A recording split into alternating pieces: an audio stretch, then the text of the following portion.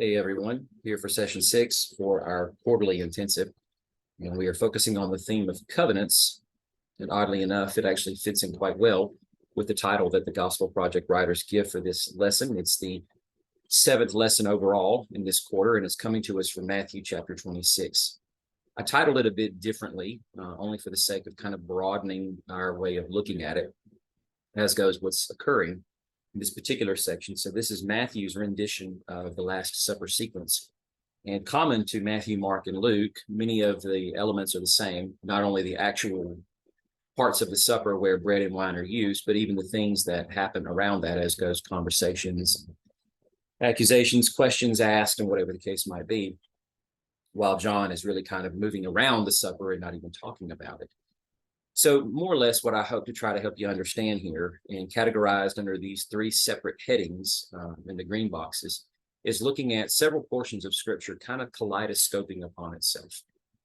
A very broad look at concept of kingdom that will focus on a bit more toward the bottom of the middle category, and then looking a bit more specifically at the daily offerings offered in the temple, and basically to give you a kind of synopsis of the end of our lesson here from the beginning would be seeing how the offerings in the Old Testament, not all of them necessarily, but ones especially that contain the specific or particular elements that you see used in the supper sequence that Jesus is sharing with his disciples, are foreshadowing what Jesus was doing. And beyond that, I think Jesus is certainly hearkening back to that.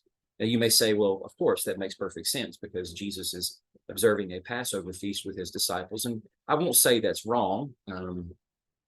I'm certainly not adept enough to be able to challenge it completely in its entirety, but some of the research that's been done with respect to what Jesus was doing with his disciples seems to lend itself to the idea that while he does say, I have desired to share or have this Passover meal with you, and you may think that seals the deal, there are many very qualified scholars who have argued for some time that what Jesus was sharing with his disciples was not necessarily a Passover Seder. And we don't need to go into the specifics of that. I don't mean to drop that there to say, no, it's not, and you shouldn't see it as such. All I'm simply saying is if it's possible, and it is, that it might not be, that what we're looking at here is not so much just the elements of Passover, because really none of the gospel writers even talk about the elements of Passover with respect to that feast. If anything, what we do have is just the use of bread and wine and how those things are compared in our lesson here to how we are perhaps supposed to see those in light of what's going on in the Old Testament with many of these offerings. So I would avert your attention over to the left side of the screen in this first purple box, in the understanding that a grain offering or a mincha is usually offered with the food offerings. And food offerings have a broad range. It can be a burnt offering or ascension offering, of course, in which the worshiper is through the animal ascending symbolically into the very throne room of Yahweh at the summit of his cosmic mountain, which is pictured as the tabernacle, even though it's on a flat plane. The idea is that the invisible mountain within it, of course, goes beyond the firmament where God, the king, sits high above, seated on his throne. And of course, the footstool of his throne is the Ark of the Covenant that rests at the base of that mountain in the tabernacle itself. So a food offering, such as the burnt offering, is not consumed by anybody on the offering side or offerer side. Instead, it's consumed solely by Yahweh. The next purple box. If any of those offerings require a grain offering, and many of them are by the specifics given in the book of Leviticus, usually a memorial portion of grain is offered first, and that's given to Yahweh before the priests. And then after that, the priests will usually take their portion of what was actually given over completely to Yahweh. And then without going too far into the specifics, the idea is that the offering itself may not be cooked. A portion of actual flour with oil either sprinkled on it or mixed within it will be thrown on top of the burning grate of the offer or altar of burnt offering. And then the rest of it will be cooked, of course, because the human priests can't consume those raw products. And then what's left over, the priests will share. And of course, this is slightly different with several of the other different offerings, but the idea is, again, that it's a food offering and it's meant to be passed around after Yahweh has taken his portion first. And then, of course, the last purple box, that usually a drink offering would be added to this and poured out before Yahweh. Now, it's interesting to see the breakdown of when exactly this becomes a precedent in the Old Testament and what's going on circumstantially around that, because there seems to be a lot of evidence in the Torah that this wasn't actually instituted until the book of Numbers comes about, with the wanderings of what's happening out in the desert plains and so forth. And all that to simply say, even though specifications are given for it earlier on in the Torah, there's always the question of when exactly were those specifications added in the book of Exodus or so forth. And that being said, it's not really a clear picture as to when this became something that was actually required to any of the offerings. And going back to the book of Numbers, a precedent given as to when they're supposed to start doing it.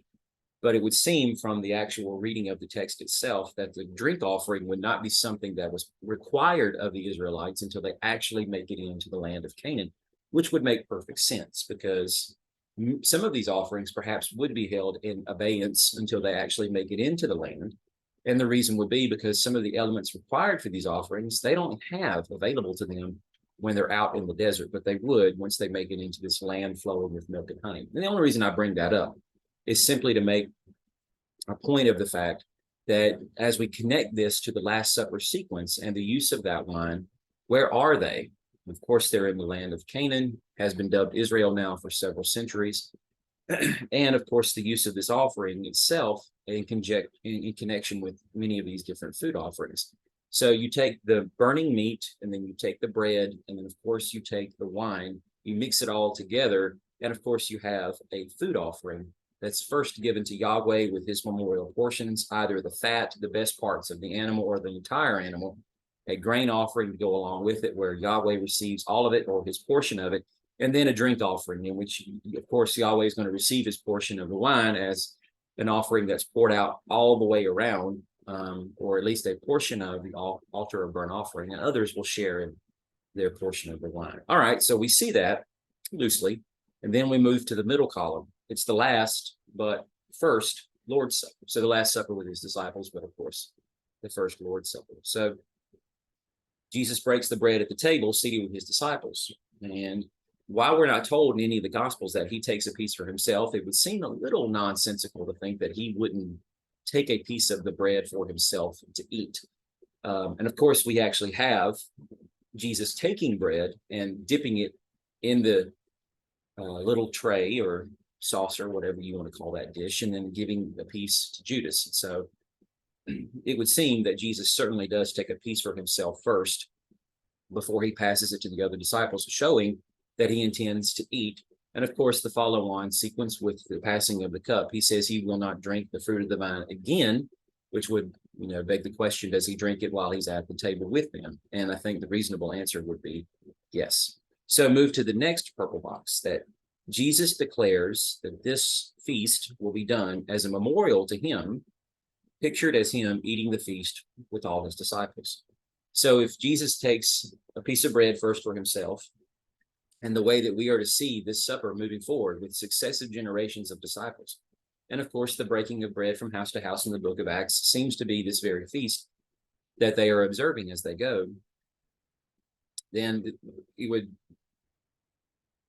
raise the question, are we to see this sequence as Jesus eating this with us? And I think from all that's gathered in the actual text itself, the idea is that, yes, absolutely, we're doing this in remembrance of him until his kingdom comes, that we are sharing this meal at his table, and we are all members of the same kingdom, and we are all equal members of that kingdom, as we all get to sit at the table of the king with no one having precedent over another, or priority for that matter. So moving to the third purple box, the wine then is passed to the disciples to drink along with the bread. And I term it here a drink of kings. And I do that more broadly, I guess, from the perspective of the ancient Near East, in that, of course, in any society, including the one that they live within, it is a drink of kings. It's not a drink that no one is permissible to take from, or I should say, it's not a drink that is unpermissible for anyone to take from, except for priests while they are occupying sacred space. If a priest is not on duty, and they are outside of the tabernacle or temple confines, they can drink wine if they want to. No one's supposed to be getting drunk. And of course, there are negative statements in the Old Testament, in the book of Proverbs and the like, where instruction is given, not so much a command, I suppose, but wisdom principles, as goes. Wine, of course, is a strong drink. It does kind of serve to mock those who partake of it, as it strips them of their sensibilities and so forth. But the idea is that wine could be partaken of with a measure of restraint, and it's not really going to cause any particular issue per se. But there's a reason why the restriction is given to priests. And of course, this restriction comes to us almost from the heart of Leviticus itself, right after Aaron's two sons were stricken dead by the Lord for offering strange fire. And then the Lord tells Aaron and his sons that remain alive, they are not to partake of wine at all while they are wearing the holy garments and they are in the sacred places of the tabernacle. So with that being said, what we see here is that if we look a bit more broadly at the sequence of the gospel itself, what we clearly understand is that Jesus is occupying not only a prophetic role or a kingly role, but certainly a priestly role as well.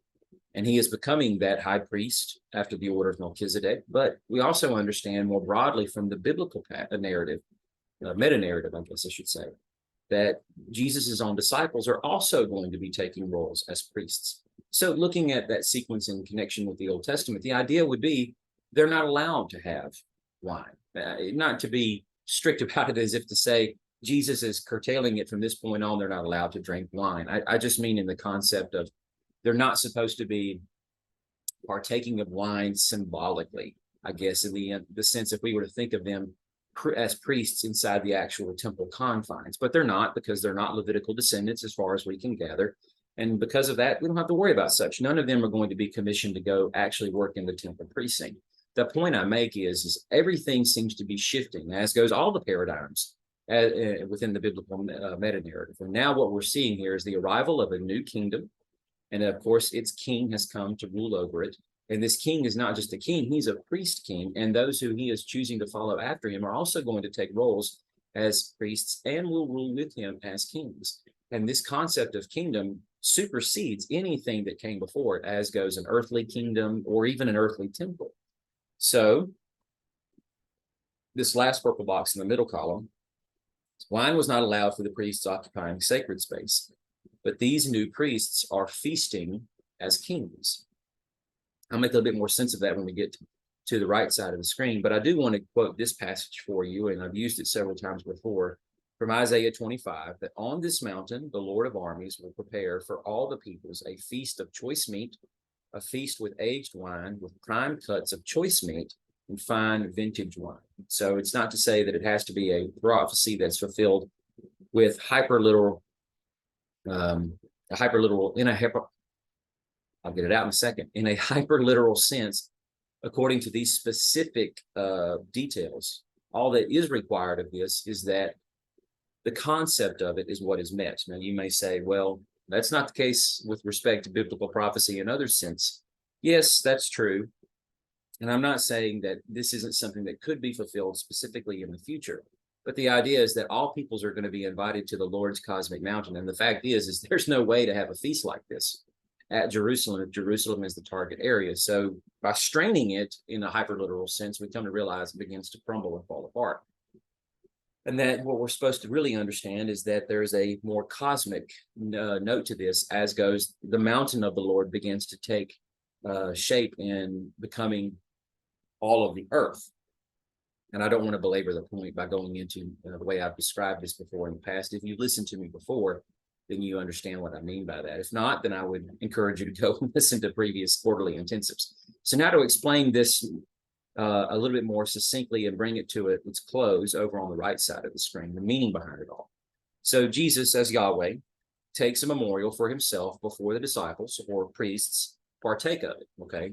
So if we're looking at this in the strict tabernacle temple confines and the way an offering is made, then of course Jesus, as Yahweh, takes his portion first before the priests has theirs as the food offering is being made. But of course, these festive food offerings are invitations for all Israel to come and enjoy Yahweh's presence. And most of the time, that's how they would be offered, as fellowship offerings and so forth, when it's a picnic of sorts for the offerer and maybe their family, if they are wanting to spread it out to share that with them too. And usually if they're going to offer an animal, it would require many people to come along and eat that animal as well, because you don't have a means of preserving it. So rather than wasting the whole animal, it makes perfect sense. In that case, what we have here is the open invitation for all to come and enjoy this particular feast. And it starts first with Yahweh and the priests, but it's going to spread out to all those who will come to become part of God's new covenant family, both Jew and Gentile. Second purple box, bread for the priests was a reminder of manna in the wilderness. If you wonder why exactly do they have the showbread inside the actual tabernacle, which of course is not being partaken of on a daily basis. Those loaves sit there as a memorial and they are changed out every Sabbath, but they're not wasted after they've been there for a full week. Then they are consumed by the Levitical descendants and so forth. But that being said, there are moments of eating bread throughout the course of the day as offerings are made on the altar itself. And so the concept is that these priests are, in a sense, confined inside the tabernacle itself. When they're on duty, they're not allowed to leave because of the holy ordination that they reside under. And of course, there's a ceremony itself for coming and going and taking off these garments and putting on more common plain garments. And so this sustenance that's offered to them is a reminder of the manna that was given by the Lord in the wilderness. Back to the box, wine was not meant for the kingly court of Yahweh, which is personified in the actual tabernacle itself, until the rest of the kingdom had come. And I don't mean rest as if to say what is lacking in completion, but rest in the sense of now there's no more work to do, because there's not a need for priests to continue to serve as intermediates for the nations, because the kingdom has come. And so with that, we get to the last purple box, for the disciples to take their place as priests, eating the bread of the wilderness, but to simultaneously drink the cup of the kingdom is to signal to them and all disciples that the kingdom has truly arrived. The fulfillment of Isaiah 25:6 has come, because now we will partake of this ourselves. And granted, while we substitute grape juice for the wine and do not observe it exactly the way that the earliest generations of Christians would have, the idea is that we can certainly see ourselves in the vein of Isaiah 25:6, as if Jesus was truly sitting at the table with us. When we do this as a communal body, which is part of what makes it sacerdotal to us, and rather than us just buying a little cup of juice and a wafer of bread that's in a little separate package on top of it, and doing this ourselves every day, even though that would serve as a reminder, we lose that communal sense of us sitting around the table with our King present amongst us, waiting for the day when he partakes of this feast with us physically in our presence. So I think more than just seeing any Passover connotation with it, which I think is appropriate, there's certainly a much broader concept of what this means. And again, I would think it fits very nicely with the title that our authors and editors gave it as, goes the covenant making priest, because Jesus is cited very clearly in this passage as saying the cup of the new covenant is being given here. The new covenant spoken of by Ezekiel and Jeremiah. And of course, it's quite clear that this covenant is going to be written in his blood, never to pass away or to be superseded and replaced. So I hope that's helpful and not confusing. Thanks for listening.